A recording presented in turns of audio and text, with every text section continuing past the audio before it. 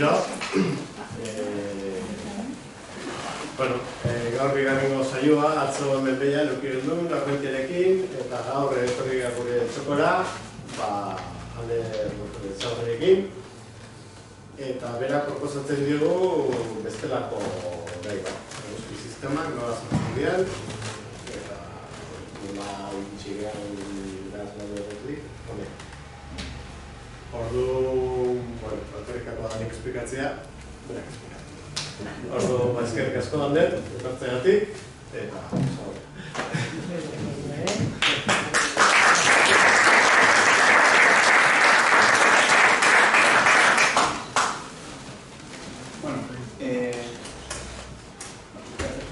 Eskerrik asko zuenagatik, eskerrik asko zuei etortzeagatik, ni Ander naiz eta gaurko saio txiki honetan, pixka bat esplikatu nahiko dizueke gure eguzki sistema hau nondik etorri da. Gure inguruan ikusten ditugun gauzak, ea nondik datorzen, zergatik gertatzen dian, eta denbora pixka bat dena daukagu, ea nora ailatuko gehan ere zerbait komentatzen ditugu. Eguzki sistema komentatzen dagunean, benetan eguzki sistemari buruz hitz egiten ari da. Masaren ikuspuntutik ikusten baldin badagu, eguzkia bola hori ikusten duguna, hemen dana horia da. Masaren ikuspuntutik begiratuta, eguzki sistemaren 99,8% eguzkia da. Beste guztiak anekdota bat dira. Hor ikusten dugun, laranja eta gris toke hori Jupiter eta Saturno dira, eta beste guztiak gara anekdota baten barruan anekdota bat. Horrelako ikusiko dugu, gero horrelako irudiek ze arazo ekartzen dituzten, baina erabilgarriak dira pixkat ikusteko gure eguzki sistemaren batez ere tamaina eskala. Ikusten dugu, hor eguzkia eritzen gukela ez da txiste batean ere pantalla honetan sartuko. Ondoren, lau planeta, harriz egindako lau planeta ditugu, Jupiter, Saturno, eta gero bi biki hauek. Ikusiko dugu, zergatik antolatzen diren horrela, zergatik dauzkagun horrelako planetak hasieran, eta gero, mozketa honen ondoren, guztiz desberdinak ondoren, baina berriro ere ikusten dugu gu hain garrantzitsu sentitzen garen izakiok nahiko interes gutxikoa gatela sistema honetan. Hortaz aparte, askotan esaten dugu eguzki sistema eguzkiaren inguruan bueltak aritzen dela, berez, pedante izan da, ez da egia, masa zentro baten inguruan, bira ematen du, barizentro deitzen da masa zentro baten inguruan, baina denboraren, praktikamente denbora guztian, eguzkiaren barruan dago, masa zentro hori. Eta bestela, eguzkitik oso gertu egoten da masa zentro hori, Jupiterren eraginak mugituta. Orduan, benetan, eguzki sistema aztertu nahi baldin badugu, lehenengo galdera, erantzun behar dugun lehenengo galdera da, zergatik da guztia horrela? Zergatik da hain garrantzitsua eta beste guztio hain nimino, hain anekdotik?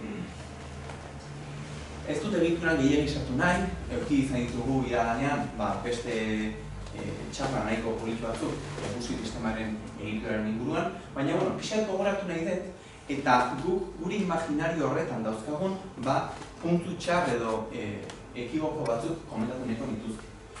Argazkia oso polita da, eta bi gauzetatik bat oso ondo azaltzen du. Eguzkiaren eta planeten arteko eskala oso ondo azaltzen du, baina ez digu bateri informazioak ematen benetako distantzien artean.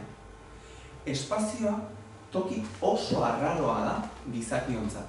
Gure burbuinak ez daude pentsatuta espazioko distantzia erraldoietan pentsatzeko.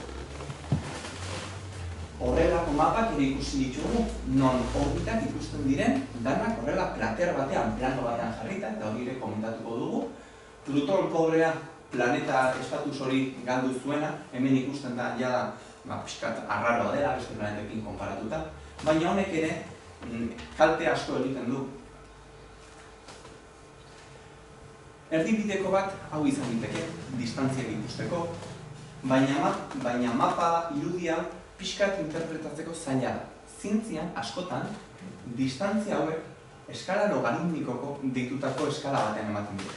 Fijatzen baldin bazarete, hemen bata dago, distantzia berdinean 10, distantzia berdinean egun, pausu bakoitza pasatakoa baino 10 aldiz handiagoa da. Oso polita da, zientzialari batek behar bada ikus dezake, hau dana, interpretatzen, baina berriro ere ekiboko baten eroriko gara pentsatzen baldin badugu, gure eguzki sistema ea zerbaitain konprimatua den pentsatzen baldin badugu. Zerbaitek laguntzen baldin badugu horrelako zerbait izango litzateke. Gu, hemen, egongo ginateke, marra berde horretan, hori lurra izango litzateke. Hemen kanpoko buelta hau Jupiterren orbita izango litzateke. Argazki guzti hau hortxe barruan sartzen da. Horrek igual dituzke, Jupiter gorrian, Saturno, Urano, Neptuno, Pluton, marra more horretan, eta berriro hori argazki guzti hori hortxe barruan sartzen da. Fijatu hor, jada, artitzarra, lurraren, orbitara, ezin ditugula, ez dago nahiko erresoluzio hori ikusteko. Hau, zen izango litzateke. Plutonekin batera, beste, planeta txiki horietako bat, itzingo dugu benetan zer den eta nondik atosten. Eta berriro ere, argazki guzti hori, ja erresoluzio horretan gu ikusteko gai ez garen argazki horretan, dana hortxe barruan sartzen da. Aro urdin hau, gure eguzki sistema inguratzen duen kometa hodei bat izango litzateke, ohort hodeia deitzen dena. Hor ikusten den, hau da CSI bezala, klikatzen dutela eta esaten dute ampliar, ampliar, ampliar, eta de repente matrikula bat ikusten da, antzeko zerbait izango litzateke. Hor barruan daude gure eguzki sisteman ikusten ditugun gauza guztiak eta askoz ere gehiago. Gure eguzki sistema imaginatzen dugunean, bi gauza horiek eduki behar ditugu kontuta. Bat, ze eskalan hitz egiten ari gara, hortxe barruan, guk ezagutzen ditugun harriz egindako planeta guztia daude, eta ze distantzia handiak daude, eskolan ikasten ditugunean, normalan gazteleraz, Merkurio, Venus, Tierra, Marte, Jupiter, Saturno, Neptuno, Pluton, danak dekorrido, danak distantzia berean. Para nada. Distantzia oso handiak dira. Hemengo hau U bakoitza, unitate astronomikoa deitzen dena, da lurra eta eguzkiaren artean dagoen distantzia. Fijatu, adibidez Jupiter 5 distantzietara dagoela, eta Neptunora aliatzeko 30 behar ditugu. Beheko argazki hau alare baliogarria da. Zergatik asko laguntzen digulako egitura horretan zer desberdintasun handi gauden bisualizatzeko. Horregatik, nik hitz egiten dudan bitartean, mesedez, bi argazki hauek nintan pentsatu, bisualizatzen saiatu.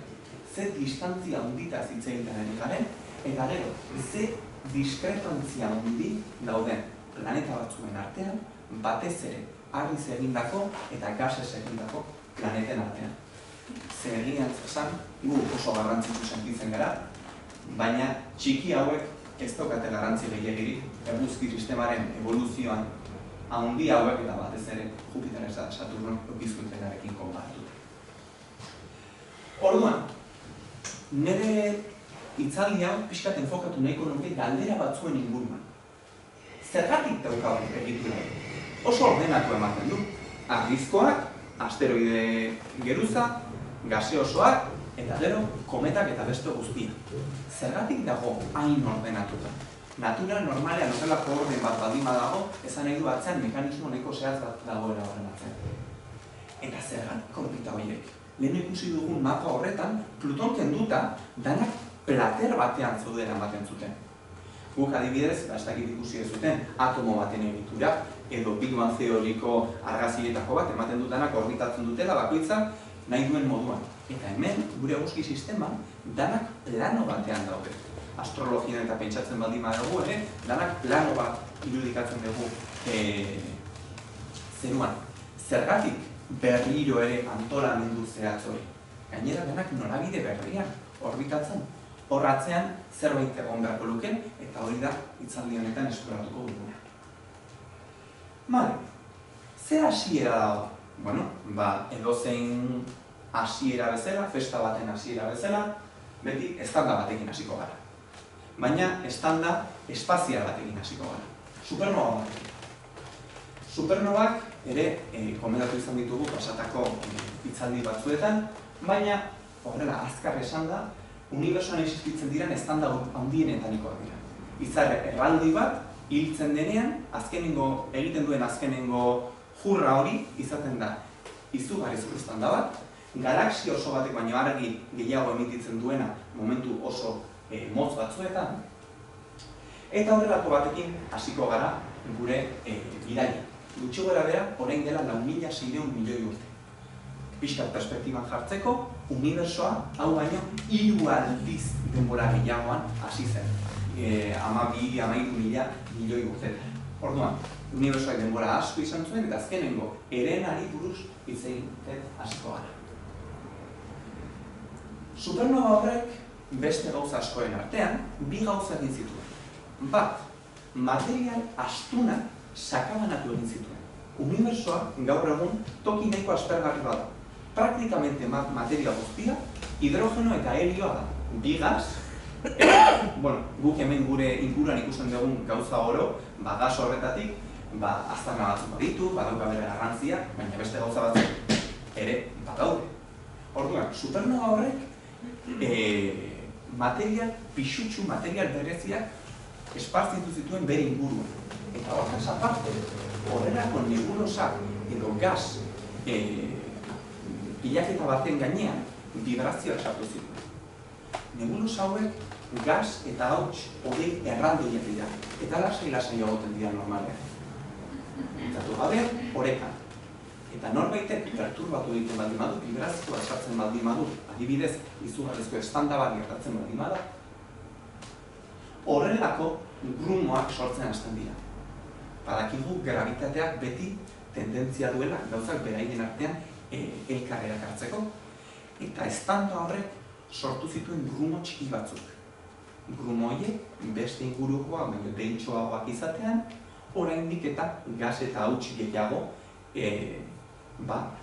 erakartzen hasi ziren, eta orduan handiagoak egin ziren, eta orduan gas eta hauts gehiago erakartzen hasi ziren, eta hasten gara espiral batean, non horrelako hodei batean, pixkanaka materia kontzentrazioak hasten diren. Horrelako nebulosa batetik, estandaren ondoren, horrelako grumoak sortzen hasten dira. Grumo horietan, erdian nahiko potente bat hasten egoten da, eta biratzen hasten da. Irudi honetan ikusten dugu horrelako zerbait sortzen da. Erdiko akumulazio handi bat, akumulazio horretan, leheno komentatu dugu, eguzkia sortuko da, eta masaren praktikamente totalitatea horretan egongo da, eta bere inguruan disko bat sortzen hasiko da. Eta hemen ikusiko dugu gure bigarrengo galderaren erantzunaren hasiera. Hemendik etorriko da gure plano hori eta gure bira hori. Hasierako kolapso honetan sortzen da horrelako boilo antzeko figura. Hau pixkanaka evoluzionatzen joan zenean, gure bukaerako eguzki eta planetak izango ditu. Estanda 4.600 milioi urte, orain dela 4.600 milioi urte gertatu baldin bazan, hau zenbat tardatu zuen? Oso gutxi. Prozesu praktikamente guztia, horrelako akrezioa deitzen den eta forma hori lortzeak, 1.000 eta milioi bat urte inguru iraun zuen. Denbora izugarri iruditzen zaigu, baina fijatu zen den eskala. Hau nahiko azkar gertatu zen. Erdian, pixkanaka horrelako entitate bat sortzen izan. Eta hau minutako izarrak deitzen dira, baina hau akats txiki bat izan daiteke. Ez dira benetako izarrak. Gure eguzkia pixkat sortzen hasi zenean, hemen bere inguruko gaza bilatzen hasi zen, eta pixkanaka hemengo gaza bueltak ematea utzi eta berarik gainean erortzen hasi zenean, horko marruskadura eta batez ere horre egoten zen presioa izugarri berotu zuen. Gure eguzkia erreakzio nuklearrez bultzatutako izar bat da. Hemen oraindik ez ziren hasi. Kostatu zitzaion gure eguzkiari esnatzea. Despertadorari nahiko golpe eman zizuten. baina nahikoa izan zen, ja, beroa eta batez lehenengo haizea askatzen hasteko. Erreakzio nuklearrak 50 milioi urte tardatu zuten gure eguzkia pizten, esango genuke. Milioi bat urte tardatu zuen, gutxi gorabehera horrelako konfigurazio bat hartzeko. Baina benetako izar bat izateko 50 milioi urte itxaron izan behar den. Baina, klaro, hau oso polita garatzen da, nik daukat horrelako gas bola bat, zerbaitek golpe bat ematen dio, kolapsatzen hasten da, zergatik hartzen du forma pekuliarra. Mila formak ezberdin ditzazke, zergatik dauka akumulazio bat erdia, hori gravitateak behar azaltzen du, gravitateak azkenean kanpoan dauden gauzak erakarri egiten du. Baina zergatik disko bat? Zerbait oso pekuliarra da disko bat osatzen. Ez da inbeste, gure bizitzan mila aldiz ikusi ditugu horrelako fenomeno. Lehenik eta behin, aurkitzen duen, txikitin, hemen txik. Lehenengoa, imaginatu behar dugu, guk daukagula, gas hodei handi bat. Eta pixkanaka erortzen dijoala. Erortzen dijoan egian, bere tamaina txikitzen doa. Eta zer gertatzen da pixkanaka horrela biratzen ari diren gauzak tamaina txikitzen baldin badego. Patinatzaile artistikoek bezala, hasieran mantxo biratzen da eta txikitzen doan enean, azkartu eta gehiago azkartzen da. Hau fisikan, momentu onduelarren kontserbazioa ditzen zaio. Fisikan askotan, izen nahiko horrein bombanteak ematen zaizkio fenomeno naturalen, baina hemen oso argi ikusten da, gauzak kolapsatzen eta txikitzen dijoazten enean, geroz eta azkarrago bueltak ematen hasten dela. Eta horre, efektu garrantzitsu bat dauka, hemen italiano hauek esplikatuko diguten bezala. Gravitateak tendentzia dauka gauzak elkartzeari, baina biraka baldin bat daude, azkenean indar zentrifugo bat bezala sortzen da. Indar zentrifugo horrek gauzak urruneratu egiten saiatzen da. Hemen fizikariren bat baldin badago, indar zentrifugoak existitzen ez direla, baina hori ez da importantea. Birak hasten denean, gravitateak egiten duena da. Biratzen hasten dira, horrek kanporak bultzatzen ditu, baina bakarrik birak eta lano horretan. Bestela, gravitateak elkartzen zuten. Orduan, kolapsatzen zuten da, goitik bera, baina biraketaren zentzua erditik kanpora. Eta horrek zer sortzen du? Pizza nasantzeko zer. Erdian eguzki izango genuke, eta bere inguruan geroz eta meheagoa eta geroz eta zabalagoa izango den disko. Eguzki erdian eta bere inguruan biraka dana batera eta geroz eta azkarrago dijoan disko. Italiano, nahikoa izan dugu. Teoria polita. Gure inguruan ikusten ditugu? Izuna. Hau, Orionen nebulosa izan ditzateke, begibistaz ikus daitekeena gaur nahiko polit batean, eta teleskopio modesto batekin horrelako eguzki sistema hasi berriak ikus daitezke. Teleskopio profesionalekin zer esan ere ez. Hemen, Piscis 24 bat nebulosa ikus daiteke izar jaio berri bat, bere inguruko gas guztia harrapatu duena eta bere inguruan zulo bat utzi duena.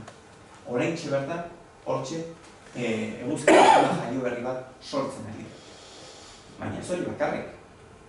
Eske disko horiek ikusi ditugu, ez bat, ez bi, 10 ikusi ditugu.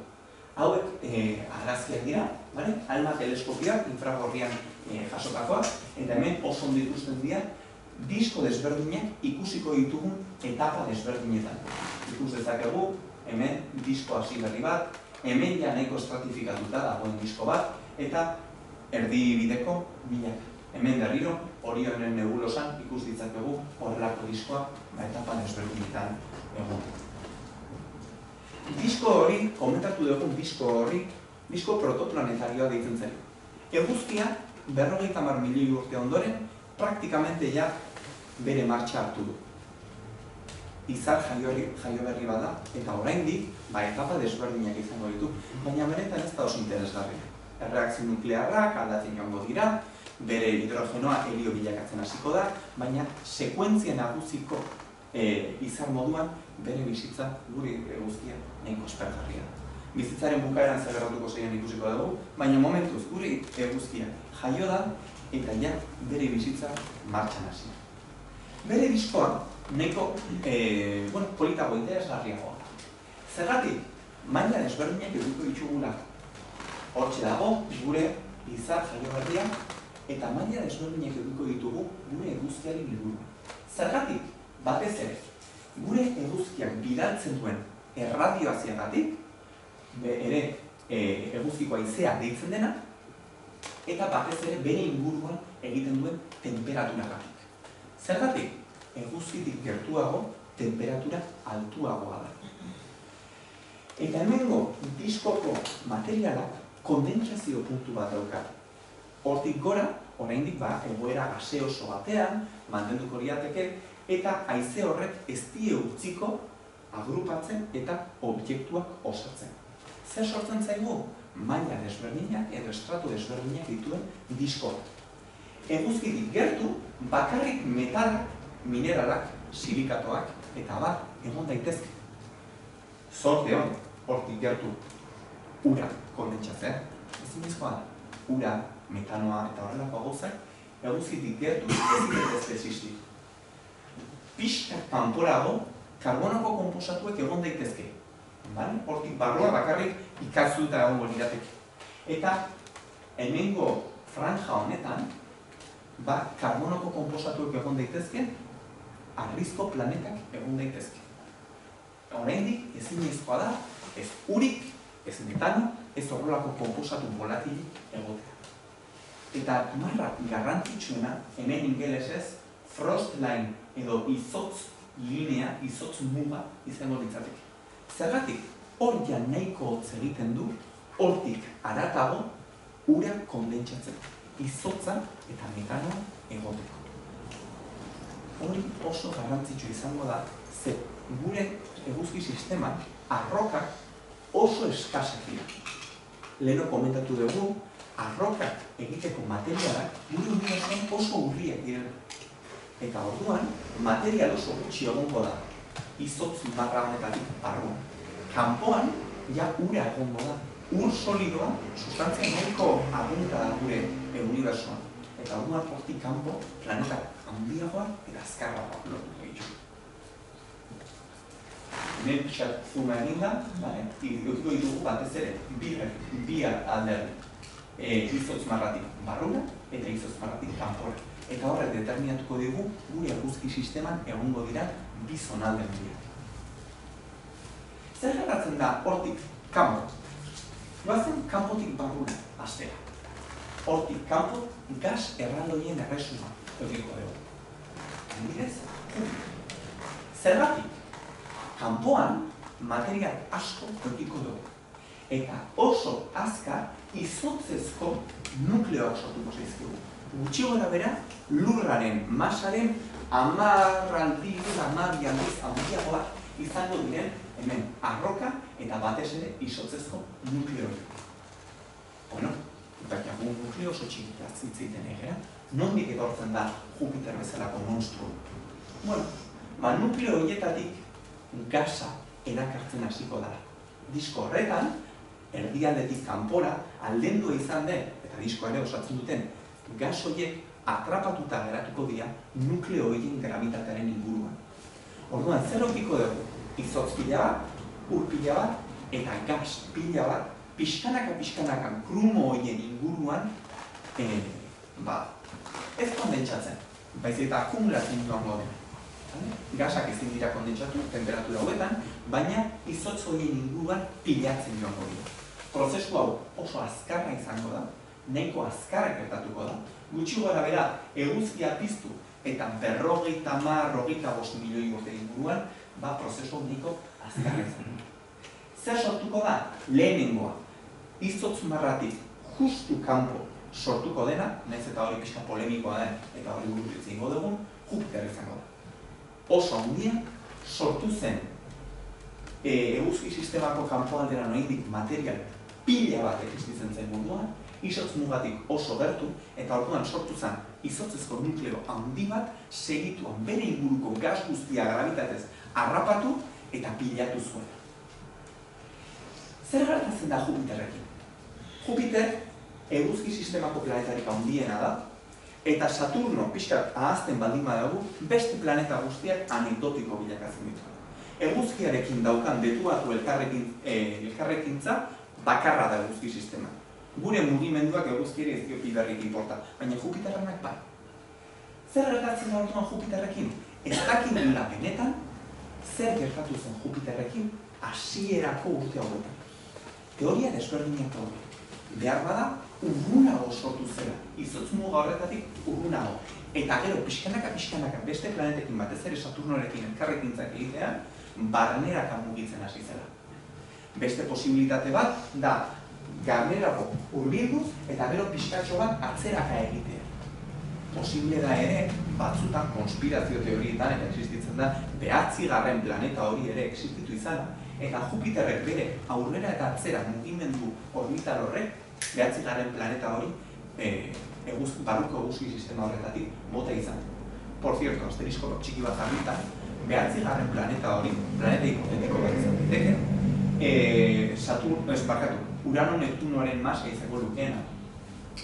Eta konspirazio teorietan izugarri gustatzen zaie esatea, hor estralustarrak edo ez dakit ze influenzia duen, eta teoria erdi marginal bat dela esango genuke, eta kasu hoberenean da influenzia gravitatorio bat esplikatzen duela kometa batzuen orbitak pixkatxo bat desberdinak diren. Ez dago beste ezer planeta horren inguruan. Ez dute Iker Jimenez eta hori izugarri gustatzen zaiela gauza oso exotikoak planteatzen. Baina izatekotan izango litzateke influenzia gravitatorio tonto bat kometa desberdinen orbitak azaltzeko. No tiene más importancia. Zer gauzak ateratzen dira de tiesto pasada. Baina planeta erraldoien inguruan desberdintasun bat dago. Hor, goikoak, gugara, argizkoak, anekdota, bale? Baina hemen erraldoien artean argi dago bi eta bi direla. Jupiter, Saturno, Urano eta Neptuno. Eta oso desberdinak dira bi bikote. Zergatik? Benetan, Jupiter eta Saturno gasesko erraldoiak direlako. Eta Neptuno, eta Urano eta Neptuno gasesko planeta fallidoak dira. Batez ere, Urano eta Neptuno izotzezko nukleoak dira. Gero, beraien inguruko gasa kaptatzen porrota erantzutena. Zergatik, batez ere, Jupiter eta Saturno azkarrago sortu zirelako, inguruko gas hori guztia jaso zutelako, eta Urano eta Neptuno sortu zirenean praktikamente ja gas guztiak jasota zegoelako hasierako planetan. Batetan ikusten da, Jupiter izar txiki baten masa eduki lezake. 320 aldiz handiagoa da Lurra baino. Saturno desente txikiagoa da, baina ere oraindik ia Lurra baino 1 aldiz handiagoa da. Urano eta Neptuno oso txikiak geratzen dira horrekin konparatuta. 14 eta 17 lur masa dituzte. Zergatik lehenengo fase horretan geratu zirelako. Izotz bola bat, baina ez ziren izan gai inguruko gas hori kaptatzeko. Praktikamente Jupiter eta Saturnoren guztia janda janda zutelako. Orduan, kanpoaldean izotzezko gorputz horiek hotza egiten zuen, ura kondentsatu zen, ur horien izotz horren inguruan gasa sartu eta gure planeta erraldoiak sortu zituzten. Zer gertatzen da izotz muga horretatik barruago? Hor, ja ez dauzkago izotzak, baina edukiko ditugu arroka eta metala. Haizea eta temperatura hori daukagulako, gasa guztiak kanporatu izango dira, izotzik ez. Gero komentatu dugu dago, lurreko ura, nondik datorra. Baina egia dela, arroka horiek material askoz gutxiago errepresentatuko dutela gure eguzki sistemaren diagrama osoan. Kontzeptu txiki bat aurkeztu nahi dizuet, planetesimalena. Eta horrela hasi ginen gu. Horrela hasi izan lurra, eta beraz, horrela hasi ginen gu. Arroka txiki honek, hondartzako are grano baten, baina tamaina oraindik eta txikiagoa daukat. Honekin konparatuta gutxi gora bera. Nik ez daukat gehiegi, baina gizaki baten hilea, hau baino 7-10 aldiz handiagoa izango ditzake.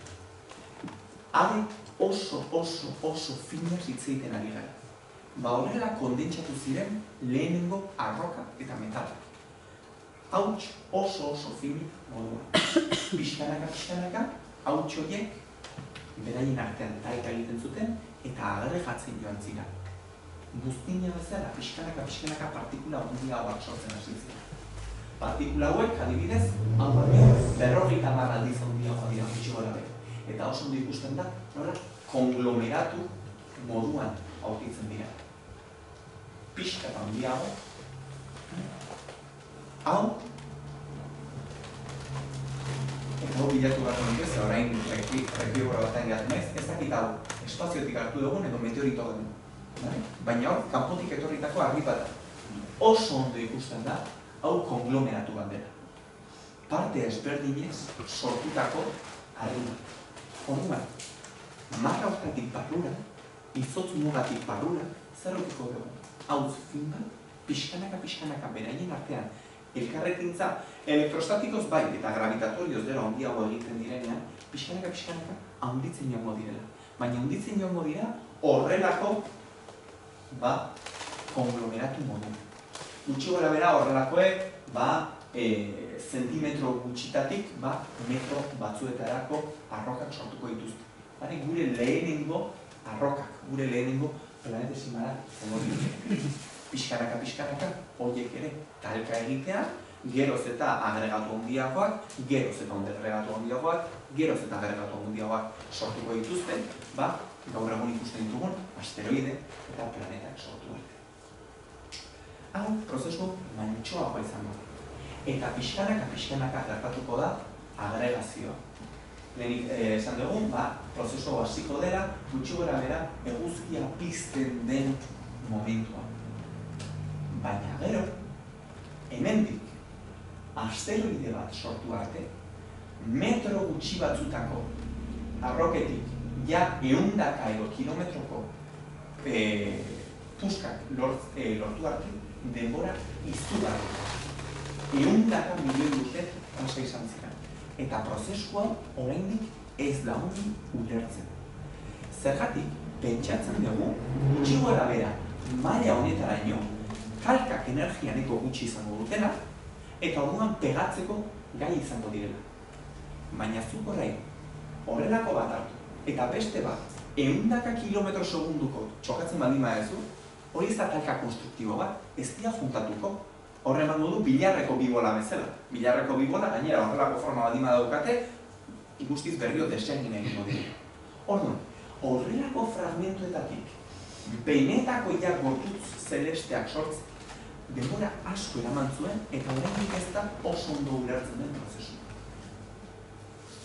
Ja, behin horrelako asteroideak sortuta, hori bai, ja ulertu dezakegu, lehenengo protoplanetak sortu zirela, asteroidoien kombinazio.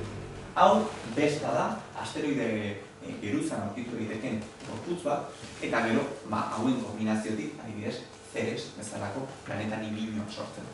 Guk arroka handia ditugu, eta beraien artean txokatze konstruktibo horretatik, pixkanaka, izotz elurrezko bolak bezala, geroz eta handiagoak egiten dira. Hauen neurriak? Hauen neurriak, Ceres, besta izango da 100 kilometrokoa, eta Ceresen diametroa izango da edo 100 altuan, edo 1000 kilometroko diametroa baino gutxiago. Nahiko handiak dira asteroideekin konparatuta, baina planetekin konparatuta nahiko txikiak dira.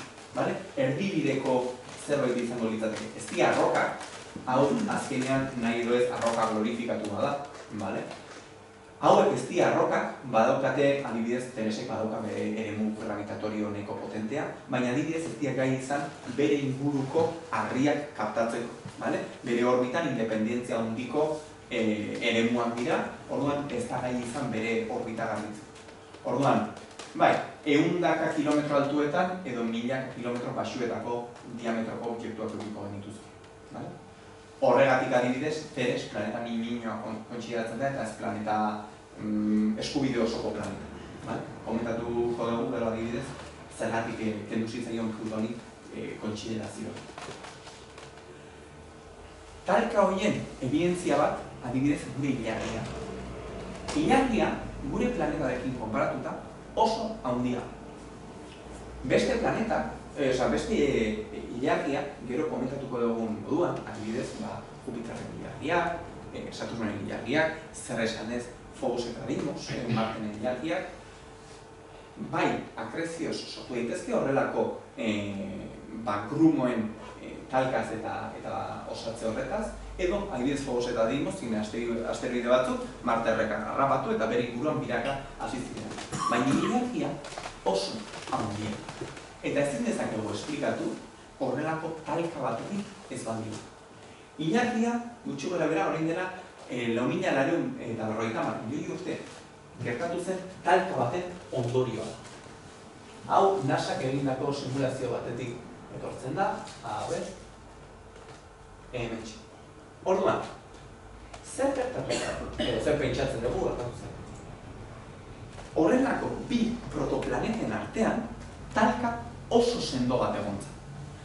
Oraindik protoplanetak egoera solido, likido, erdipurdiko batean zauden, ze talka horiek bero handia askatzen dute. Lurra, hasiera batean, labazko bola bat zan, talka horiek askatzen zuten energiaren ondorioz. Orain dela, 4.500 milioi urte, horrelako beste protoplaneta bat etorri zen, eta gure aurka, edo protolurraren aurka, talka egin zuen. Eta talka hori etzen ez destruktibo, ez gehigarriko izan. Erdibideko zer bat baizik. Hor, nik enuke gure aldea postu egingo, Baina, talka horretan, material asko, bi protoplaneta horien material asko, erdiko berri horretan geratu zen. Ondoren, lurra bilakatuko zen. Baina puskeratxo txiki bat, hor bueltaka hasi zen. Eta bueltaka hasi horren ondoren, gure ilargia sortu zen. Kuriositate bezala, ondo datorkigu, baina ere, ondo azaltzen du gure planeta, harriz egindako planetak, nola jaio ziren, nola osatu ziren. Horrelako gorputz intermedioen talkak, masa horiek batzen eta batzen joan zirela. Justu, angelua ondo izan zen, abiadura ondo izan zen, eta masak batzeaz batera, fragmento txiki hori bueltaka geratu zen, eta horregatik gaur egun gure ilargia hortxe da.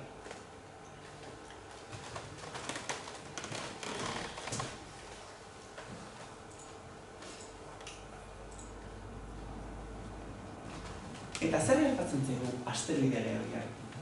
Asteroide lerria da epoka horretan gertatzen ari zenaren argazki bizi bat. Asteroide lerrian horrelako planetesimal pila bat dauzkagu, gaur egun asteroide deitzen dizkiogunak, fijatu ze konglomeratu itxura daukaten batzuk. Eta hauek, pixkanaka beraien artean batzeko eta bosgarren harrizko planeta bat osatzeko tendentzi izan beharko lukete. Baina, berriro ere, gure eguzki sistemako abusoia etortzen zen. Jupiterrek ez du kompetentzia dira. Eta Jupiterren elkarrekintza gravitatorioa dela eta hauek ez daukate gaitasun hori bata bestearekin juntatzeko eta bosgarren planeta bat osatzeko. Bata bestearekin elkarrekintza gravitatorioak eukitzen saiatzen nahi dian bitartean, Jupiterrek esaten du. Zer elkarrekintza gravitatorioa, ni hemen egon da. Eta bere influentziak ekidin egiten du bata bestearekin juntatze hori eta bosgarren planeta bat sortzen. Benetan, imaginatu beharko genuke, eguzki sistemaren erdialde osoa asteroide kanpo erraldoi bat zela. Jupiterretik urrun, pixkanaka, barruko planetetan agregatu zirela, eta Jupiterretik gertu lortu ez zutenak. Ilargi asko asteroide kaptatuak dira. Hortik bueltaka zaudenak, grabitatea hartu eta planeta baten inguruan buelta egin zuten. Baina beste batzuk eguzki sistema txikiak bezala portatu ziren. Jupiterrek eraztunak ditu, baina eraztunei buruz hitz egiten ari baldin badara, Saturnoren eraztunei buruz hitz egin behar dugu. Saturnoren eraztunak gehien bat, hauts eta arroka txikiak dira. Planetak sortu zituzten planetismaren nahiko antzekoak. Kasu batzutan, arroka horiek eguzkiaren inguruan bide eman beharrean, planeta batzuen inguruan bueltak hasi ziren, baina prozesua berdin izan zen. Kasu batzuetan, agregatzen hasi ziren, eta agregazio horien bitartez, planeta txikiak sortu dira. Baina planeta txiki horiek eguzkiari bueltak eman beharrean, Saturnori bueltak ematen dizkiotenez, Saturnoren ilargiak deitzen dizkio.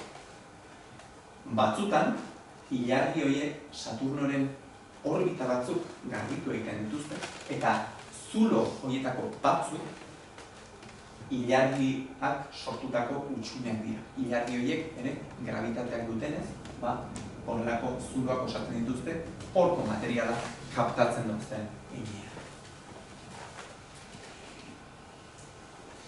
Leheno komentatu dugu Jupiterrekin polemika pixka zegoen. Ea oraingo tokian sortu zen, urrunago, gertuago, baina badakigu, behintzat badakigu. Bakizute zientzian jakitea hitz nahiko potoloa dela, teoria gaude eta teoria nahiko sendoak gaude. Planetak, orokorrean, batez ere gasez egindako planetak, ez zirela hasi gaur egun dauden tokietan. Beraien arteko elkarrekintzak, resonantziak direla eta, gehiagik sartuko hortan, mugimendu batzuk egon ziren. Eta mugimendu horietan, beraien orbitetan zauden residuo batzuk mugiarazi zituzten. Batzuk kanpoaldera, gaur egun Kuiperren geruza deitzen den Neptunoren orbitatik haratago dagoen beste asteroide geruza batera, hemen horrelako irudian agertzen dien bezala, baina beste batzuk eguzki sistemaren erdialdera bultzatu zituzten. Hau, gutxi gora bera, ja planetak behin formatuta, orain dela 4.000–3.800 milioi urte gertatu zen. Eta mugimendu horrek, eta guregana botatzen zituzten residu horiek, eragin nahiko handia izan zuten gure barnetiko eguzki sistema, gure harritz egindako eguzki sistema. Itzen asko ditu, Late Heavy Bombardment, inglesez, bombardeo masibo tardio, gazteleraz, euskeraz, Wikipedia, edo Elujarrek esaten zuen moduan, bombardak eta berantiak handia. Berandu, hau da, planetak ja osatu ondoren, gertatu zen bombardak eta masibo bat egon zen gasezko planeta horiek mugitu eta residu horiek mugiaraztea. Hemen ikustitzak dugu adibidez ilargiaren gainean, dauden krater asko, epoka honetakoak dira. Eta datatzen ditugunean, danak franja horretan gertatu zirela, o asko franja horretan gertatu zirela, ikus dezakegu. Lurraren gainean ere erori ziren. Eta horrelako bombardaketaren eta gero kometen eraginez, ura berriro lurrera etorritzera pentsatzen da. Leheno komentatu dugun bezala, lurra sortutzen tokian ez egun urik ezin zen kondentsatu, temperatura altuegia zen horrelako kondentsazio bat emateko. Orduan, kanpotik etorri behar izan zuen gaur egun ikusten dugun ura. Bai horrelako bombardaketatik, bai ere, eguzki sistemaren kanpoaldean sortu ziren izotzezko bola txiki horiek kometatatik etorri honetz. Hau, gutxi gara bera, datatu dezakegu mugimendu horrekin eta horrela kontsideratzen da korrelazio bat ere badagoela. Beste froga, nahiko kurioso bat, Marte da. Marte oso asimetrikoa da. Zer esan nahi dut horrekin? Marteren bi hemisferioak oso desberdinak dira. Pentsatzen da, gutxi gora bera bombardaketa berantiar horretan, objektu oso handi batek Marte jo zuela. Etzen gurekin, Tetis, deitzen zen planeta similar hori, gurekin talka egin eta ilargia sortu zuen talkaren tamainakoa, etzen hain handia izan, etzen hain katastrofiko izan, baina ere nahiko handia izan zen, 4.000 milioi urte geroago Marte oraindik A eta B izateko. Guztiz desberdin izateko. Ez dakit, hemen klikatu dezakedan, zer badago ea eramaten nauen, sorte pixka batekin, beste pantailan agertzen zen.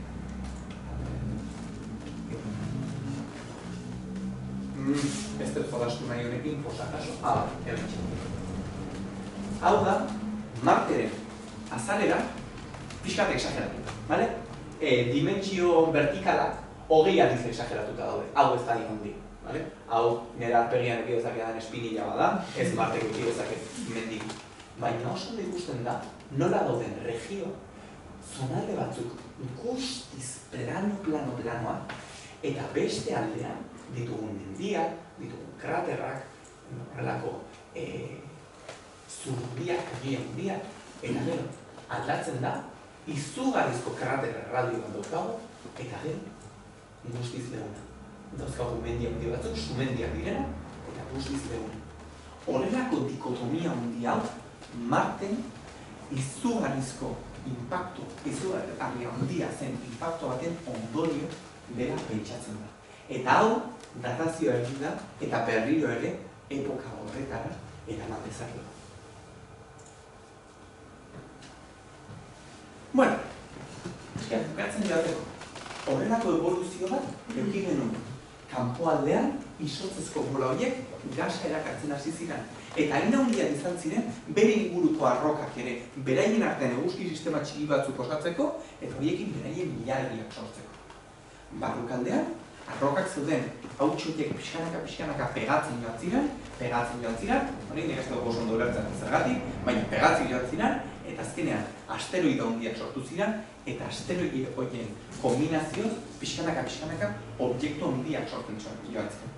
Planetak deitzen diogu, eta hain handiak dira, beraien orbitan zeuden gauza guztiak edo kanporatu edo jan egin zituzten. Eta eguzki sistema, aspektu horretan, nahiko aspergarria izan da, azkenengo 3.500 milioi urtetan. Gauza interesgarriak gertatu izan dira, kometa desberdinak izan ditugu, hemen bizitza alditzen den esperimentu txikia gertatzen ari da, baina astronomikoki nahiko aspergarria izan dira. Zergatik, zientzian, ekilibrio edo orekaz hitz egiten direnean, bi oreka desberdin agertzen ditu. Bat, egoera egonkorra esango genuke, adibidez norbait lurrean eserita dagoenean bezala. Zuk bultza egiten naduzu, eta ez asko mugituko, normalean, berriro, nire tokira botatuko. Hemen, aran honetan, pelota hau pixkan mugitu, eta zer egingo du pixkanaka berriro bere hasierako puntura botatu. Baina pelota hau, horreka inestable batean dago. Hortxe ez da mugituko, baina izte pixkat ematen baldin badio, pixkanaka mugitzen hasiko da, eta horreka horretatik irtetean ezingo da bueltatu. On egonkorra dituko zeitu, perturbazio baten ondoren bere baita bueltatuko darako, eta hemen perturbazio txiki batekin ez dakigulako bukatuko da. Gure eguzki sistema bi oreka hauen kombinazio bat da. Badaude orbita batzuk, perturbazio txiki baten aurrean, pixkak eguna luzatuko da, eguna txikituko da, urtea luzatuko da, baina benetan ez dago evoluzio nabarmenik. Beste batzuk, zerbait gertatzen baldin bada, egiko dituzte bere eraginak, baina benetan evoluzio nabarmenik ez dago. Azkenengo urteotan, batez ere, lurraren aurkako arrisku bat izan daitezken asteroideak eta prentsan asko agertu dira, batez ere Apollo taldeko asteroideak, baina zerbait esan behar dugu, astronomikoki horrelako talpek irrelevanteak dira. Orain 75 milioi urte, dinosaurioak dinosaurioekin akabatu zuen asteroidea astronomikoki relevantea da. Lurraren gainean eragin bat eduki zuen, bai, bizitzaren gainean eragin bat eduki zuen, bai, lurrari zer gertatu zitzaion. Ezerren, pixkatxo bat handiagoa egin zen. Hartu zuen masa pixka bat gehiago, pixka bat handiagoa egin zen, pixkat imperceptiblemente handiagoa egin zen. Bizitzaren ikuspuntutik kataklismo bat izan zen. Astronomiaren ikuspuntutik zen ezer gertatu. Eta ezer gertatze horretan daramagu 2500 milioi. Adibidez, hemen urte batzuk, kometa bat puskatu egitzen eta Jupiterren gainean erori zen. Impresionante. Zuloak utzi zituen Jupiterren atmosfera. Astronomo pila bat, areak dituzten 1000 argazki eta oso bisuala izan zen. Baina Jupiterren eta eguzki sistemaren evoluzioaren gainean da piedra nota. Ez da inolako garrantzirik, ez du ezer aldatuko. Bisuala izango da. Norbait bizi baldin bada Jupiterreko horrelako hodi batean egun oso txarra eduki zuen. Baina benetan eskema hondian ez daukate garrantzirik. Zer gertatzen ari da eta epe luzera gerta liteke. Badakigu pixkanaka ilargia aldentzen ari dela. Ematen duen buelta bakoitzeko pixkatxo bat aldendu egiten du. Zenbat? Oso gutxi. Baina milioika, milioika urte poderio, pixkanaka aldentzen joan da. Aldentzen doan enean ere bere buelta mantxutu egingo da. Gertatuko den edo ez? Oraindik ez dakigu. Zer ikusiko dugu zer gertatuko zaion eguzki sistemari etorkizunean, eta behar bada ez dio denbora emango ilargiari guztiz ihes egiteko. Aldendu beharrean beste posibilitate bat da, eta hau, behar bada Saturno edo Jupiterreko satelite bati gertatuko zaio, gehiegi hurbilduko dela. Eta gehiegi hurbiltze horretan, planetaren grabitate indarra handiagoa izango da, ilargi hori trinko mantentzen duen indarra baino. Hori Roche militea deitzen zaio, eta ilargi hori sakabanatuta bukatuko da. Buskatu egingo da eta sakabanatuta bukatuko du, planeta horren inguruan beste eraztun bat sortuz. Baina horrelako zerbait espero genezakin, hemendik epe labur batera esaten dudanean, 100 milioi urte buruz hitz egiten ari naiz, baina horrelako evoluzio. Ilargi batek ihes egingo du, ilargi bat desegin egingo da, horrelako aldaketak espero ditzakegu, behintzat urrengo 1000 milioi urteetan. Zer gertatuko da benetako etorkizunean? Zer gertatuko da hemendik 1000 milioi urteetan? Lehen esan dugu gauzak estanda batekin hasiko direla, eta behar bada estanda batekin bukatuko direla. Gure eguzki sistema nahiko tristea da, gure eguzkia nahiko txikia da, eta txikia den momentutik alkoholik ez nazarez. Ez da estandarik egongo. Gure eguzkiak ez dauka nahiko punts horrelako estanda batean bukatzeko. Beste mekanismo bat segituko du gure eguzkia. Gure eguzkia, hemen fisikako klase bat eman gabe, suzko bola bat bezala deskribatzen askotan, baina gure eguzkia ez da sua. Gure eguzkia erreaktore nuklear bat da. Bere barruan, fusio nuklearra egiten du, eta hidrogenoa helido bilakatzen du. Prozesu hori, gaur egun, gizakiok erreplikatzen saiatzen ari garena, energia pila bat askatzen du, eta horregatik dauka eguzkiak duen temperatura eta duen argitasun. Zer gertatzen da? Pixkanaka, hidrogeno hori gastatzen dijoa. Eta gastatzen dijoan inean, esplikatu sartzekin posiblea den prozesu batean, pixkanaka handitzen doa, eta pixkanaka berotzen doa. Zenbat handitu eta zenbat berotuko da? Gure eguzkia erraldoi bilakatuko da. Hemendik epe nahiko luze batera. Baina hori gertatu baino lehen, gu ez gara hemen egongo hau ikusteko. Gutxi gora bera hemendik 600 milioi urteetara, gure eguzkia nahiko ez batez ere handia, hau bukaeran gertatuko da. Baina nahiko berotuko da, gaur egun existitzen diran zein fotosintesia egiteko landareak desagertzeko. Eta hemendik 800-900 milioi urtera, T4 fotosintesia ere desagertu egingo da, eta horrekin praktikamente bizitza bukatzekoz eman genezake gure lurrean. 1000 milioi urte. Beste kezkatu kidetazkegu bizitzaren inguruan, baina horrekin, pixkanaka, gure eguzki sisteman bizia egoteko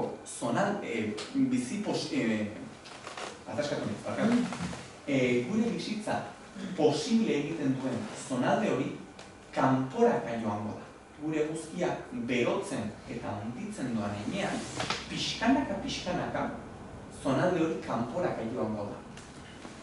Batzuk komentatzen dute, orain, eta hemendik milioika urtetara, oraindik hemendik urteak segitzen baldin badago, bizitza posible izango litzatekeela, adibidez, Jupiterren eta Saturnoren ilargiren batean. Baina, fijatu, ze eskaletan hitz egiten ari gara. 1000 milioi urtetatik aurrera. Eguzkia orain handi egingo da, probablemente Merkurio eta Venus jan egingo ditu seguro, hainbeste handituko da, eta posible da ilargia eskapatu baino lehen lurra eta ilargia jatea. Hortxe ibiliko da. Hortxe egongo gara, ze eguzkia handitzen duen heinean, planetak ere aldendu egingo dira, orduan, apostoak egin ditzakegu, hemendik 12.000 milioi urtetara jasoko dugu zen irabazirik. Bizitza 600-800 milioi urte geratzen zaizkio, eta eguzkia erraldoi bilakatuko da 5.800 milioi urtetan. De hecho, bi aldiz bilakatuko da erraldoi. Kuriositatez. Eta bukaeran, ez du eztanda egingo, baizik eta kanpoko kapak ihes egingo diote. Ez da gai izango kanpoko kapa horiek jasotzeko, eta izugarrizko estanda handi batean bukatu beharrean, simplemente kanpoko kapak ihes egingo zaizkio. Planetak probablemente ere, edo kanporatuak izango dira, edo urrun, hotz geratuko dira, eta erdian, nimino txuri bat geratuko da. Nimino txuri horretan, ez da erreakzio nuklearrik egongo, baina hain dentsoa eta hain beroa egongo da, 1000 milioi urtetan brillatzen jarraituko duela erreakzio nuklearrik gabe. Bakarrik jan duen energia horrekin. Zientzia fikzioko idazle askok esaten dute, benetan unibertsoaren bukaeran bizia mantentzen baldin bada, horrelako nimino txurien inguruan egondako habitatetan egongo dela. Izar guztiak bukatzen direnean. Pixat gehiago jakin nahi baldin ez dute, Ricardo Hueso badauka txarla oso polit bat March Fundazioaren weborrian. Nere ikuspuntutik pixkat aldendu egiten da, beste gai batzuk jorratzen ditu, batez ere evoluzioaren eta detaile tekniko batzuen inguruan, gazteleraz dago, gutxi gora bera ordu eta laurdeneko daukena dauka, eta nik, exito duki baldin badek, eta zuengan interesa piztu baldin badek, nire urrengo gomendioa, txarla hau bilatzea, oso abisa aurkitzen, eta ikustea izango litzatik, gazteleraz ikusteko. March Fundazioaren barruan, Ricardo Hueso daukan txarla hau. Orduan, hau izango da gure etorkizuna. Bero, hotza baino lehen. Kanporatua izango da eguzkiko masak eta planetak barruan nimino txuri hori gertatu baino lehen. Bueno, esan dugu, ez dara egongo festa handi bat, ez dagoela esplosio handirik gure bukaeran, baina behintzat ematen du azkenean eguzki sistemaren barruan egongo gerala emango duela. Ni txirrindularia naiz eta martxo hau desastre bat izan da. Orduan, ea eguzki sistema gaudela ematen du urrengo astean eta aste santu honetan. Ea ikusten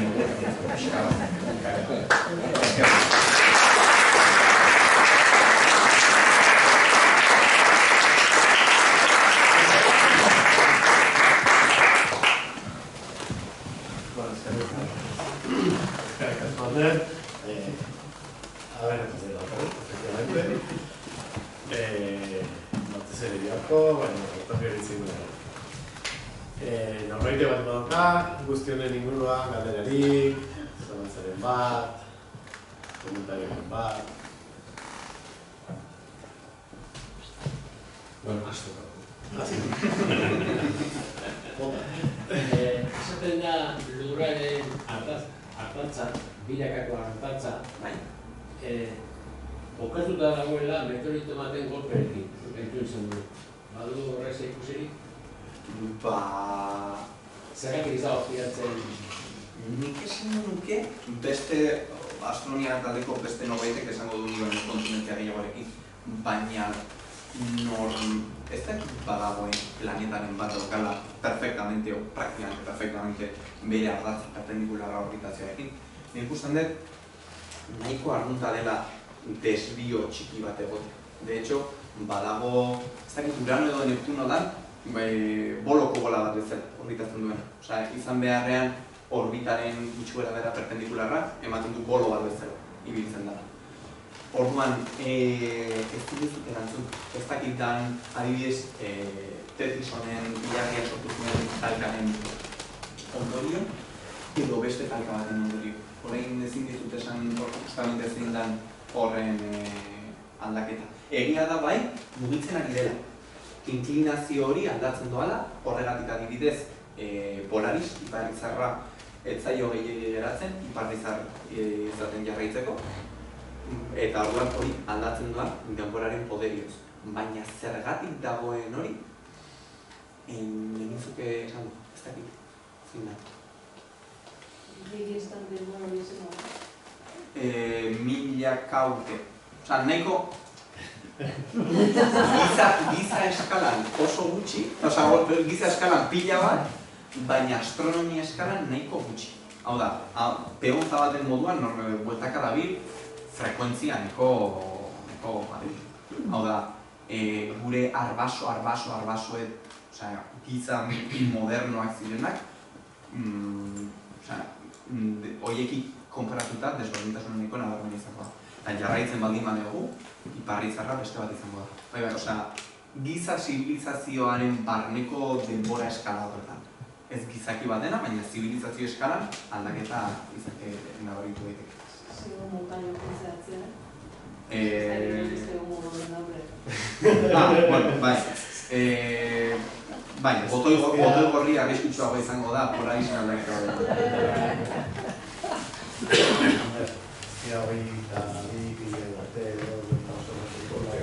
Izan daiteke. 8.000 boste. 28.000 boste. Barrezurik ikusten garrien adibidez, ikariak zutenean, bere aktibatzen zuten, bere iparrizarra, etzalak aurreko iparrizarra sartu bain, Osea, milaka urteetan, nabaritzen da.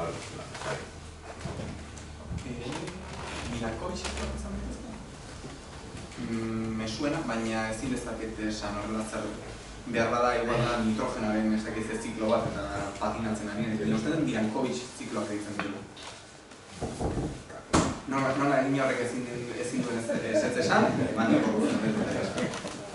Zaila honek ezin da giratu, bueltatuko da berriro, ez da berriro.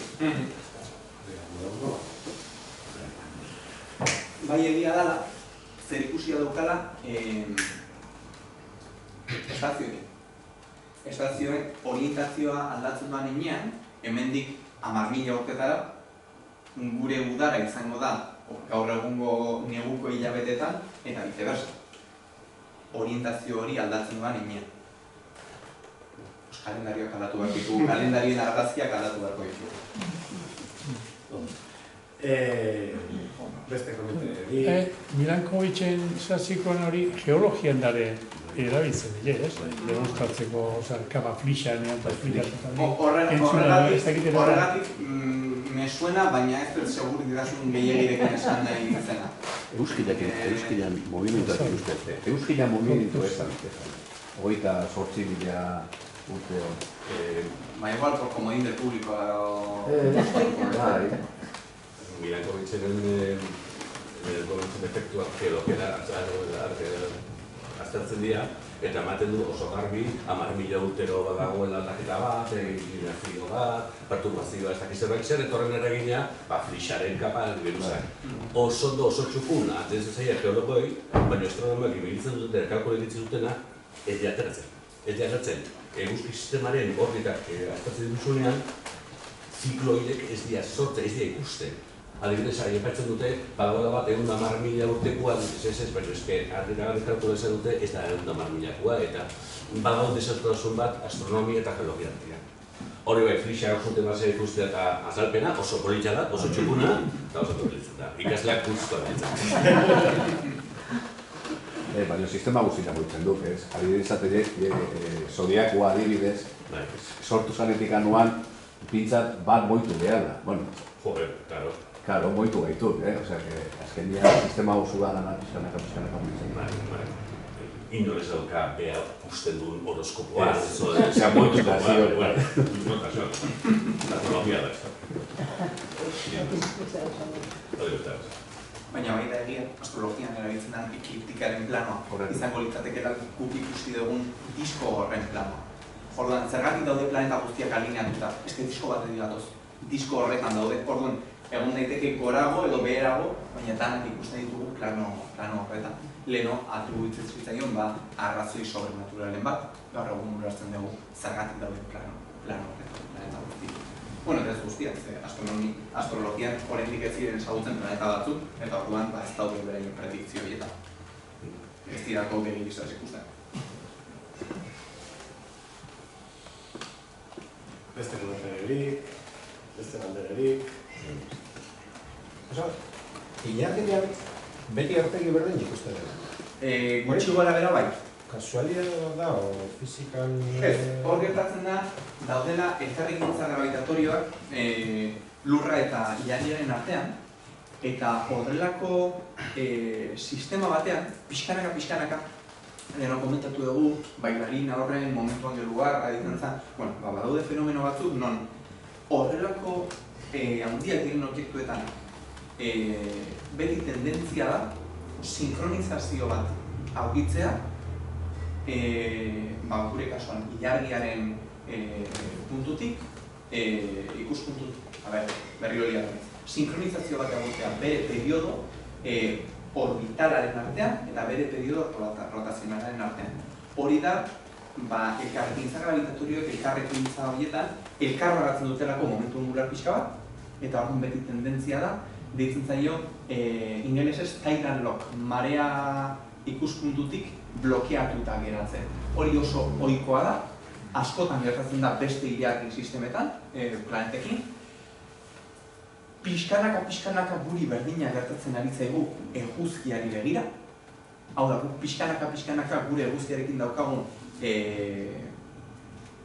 elkarrekintza horretan, gure eguna pixkanaka mantxotzen dihoazte, beste efektuak eragin gehiago daukate, baina egia dagunak pixkanaka guztiagoak egiten ari direla, eta nonbait, oso etorkizunean, gertatuko zaigu, eukiko dugula aurpegi bat eguzkiari begira, eta ipurdi bat eguzkitik kanpo. Da el menor de nuestros problemas, baina gertatuko da. Eta da orbita gravitatorioen ondorioetako bat. Beti dago, tendentzia hori objektuen rotazio eta translazio mugimenduen periodoak sinkronizatzeko. Gertatzen da, gure kasuan oso evidentea da. Halare, ez dakit dan exactamente berdina eta badagoen mugimendu txiki bat eta orduan ez dugu erdia baino pixka gehiago, baina hori pedante izatea da. Egia da, por lo general, beti alde berdina ikusten dugu. Eta beti auki da mistizismo handi bat del lado oscuro de la luna, zer egon gozan, zer dagoen el lado oscuro de la luna, que por cierto, ez da iluna. Gu iluna ikusten dugunean, beste aldea argiztatuta dago. Ez da iluna da guretzat, ez da gureko ikusten. Eta zer da? Beste aldea. Ez dauka beste mistikismo berezirik, gertatzen dagana da, gu oso egocentristak izaten gara, oso antropocentristak izaten gara gure analisia. Baina benetan, alde iluna, ez da iluna, eta ez da berezia. Baina bai da egia, orbita praktikante guztietan horrelako mekanismoak egoten dira. Iluna da gure itzala. Iluntasuna da gure itzala, guk egiten itzala. Hor, azkenean, ilargiak ez du argirik emititzen. Orduan, guk egiten dugun itzala ez, da ilargiak bere buruari egiten dion itzala. Guk ilargi erdia ikusten dugunean, ikusten dugu piztuta dagoen erdia, eta beste aldean egongo litzateke beste erdia. Guk ilargiari itzala egiten dugunean, hori eklipse bat da, eta momentu puntual batzutan gertatzen da. Movimiento aparente. Bai. Gure fizikoak beti alrebez egaitu. Movimiento aparente. Gu, geldikan gaude eta bestean apuntu. Hori azkenean antropozentrismo horren ingurutik, orain dela urte pila bat, geozentrismoa bilak promulgatzen zen, non lurra dagoen erdian eta beste guztiak bere inguruan, eta behaketak hobetzen zihoazten bitartean, datuak ez zuten kuadratzen lurraren inguruan bueltak ematen zutela. Eta badaude modelo batzuk oso politak, guztiz imaginarioak, guztiz zientifikoki ez daukatela balore gehiagirik, baina kulturalki oso politak dira, epizikloak deitzen direla, dara guk justifikatzeko lurraren inguruan bueltak ematen dutena, hori movimiento aparenteak ikusten dira. Non planetak aurreraka, gero atzeraka, edo aurreraka egiteko, egiten dituzte bueltak lurraren inguruan, eta buelta horren barruan egiten dituzte tiagufan antzeko batzuk. Esplikatzeko planetak zeruan, aurrera eta atzera eta berri aurrera egiten duten.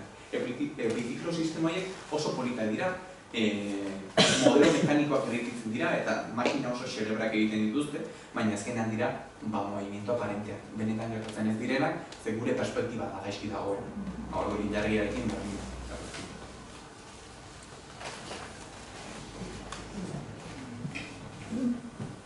Beste kuriosidadeen bat, komentarioren bat, eguzkiaren inguruan, zerrekin inguruan.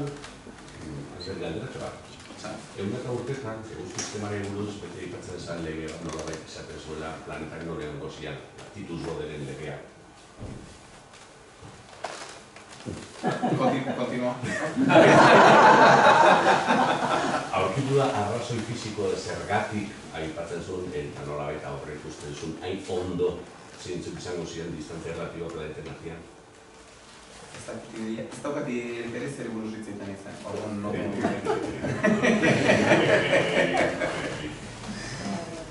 Ez apuntatzen dut, para futura beste, baina momentuz ez daukat ere. Bueno, nire zote, bere hortan usten dago.